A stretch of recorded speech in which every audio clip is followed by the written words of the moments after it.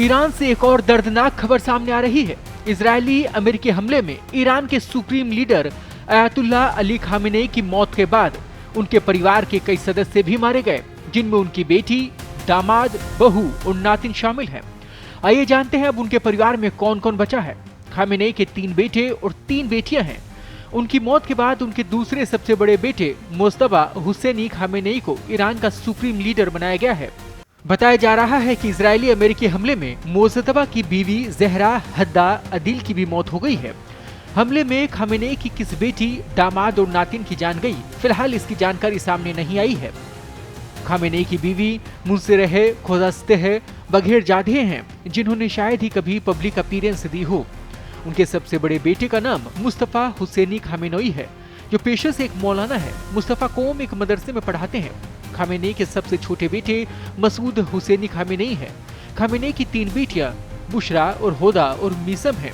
बुशरा की शादी मिसबाह अल हुदा बाघेरिकानी और होदा की शादी मोहम्मद मोहम्मदी गोलपायगानी से हुई है। इजरायली अमेरिकी हमले में खामेनेई के किस दामाद की मौत हुई, फिलहाल इसकी जानकारी भी सामने नहीं आई है।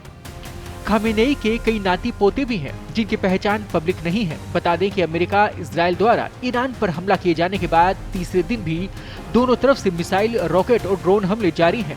इस बीच इजराइल डिफेंस फोर्सेस ने दावा किया है कि उसने ईरानी शासन के खुफिया मंत्रालय के वरिष्ठ अधिकारियों को एक सैन्य अभियान में निशाना बनाकर मार गिराया है।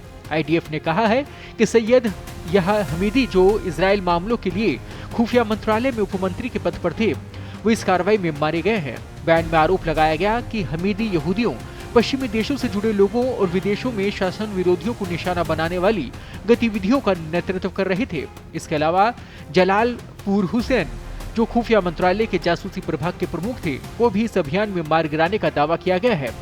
IDF का कहना है कि कार्रवाई सटीक खुफिया जानकारी के आधार पर की गई है। इजरायली सेना ने यह भी दावा किया है कि वे इस ऑपरेशन के दौरान अन्य वरिष्ठ अधिकारियों को भी निशाना बना रही है। साथ ही इजरायली वायुसेना ने तेहरान स्थित ईरान के खुफिया मंत्रालय के मुख्यालय पर भी हमला किया है। ऐसे में बड़ा सवाल ये है कि ईरान इसका बदला कैसे लेगा और ये दुनिया के लिए कितना विध्वंसक होगा। वहीं अमेरिका इजराइल का अगला टारगेट कौन है, इस पर भी लोगों की नजरें गड़ी हैं। ताज़ा अपडेट्स और बड़ी खबरों के लिए बने रहें पत्रिका के साथ। मैं हूं आपके साथ कृपाशंकर शर्मा। देश दुनिया की ताज़ा खबरें और वीडियोस के लिए अभी डाउनलोड करें पत्रिका ऐप।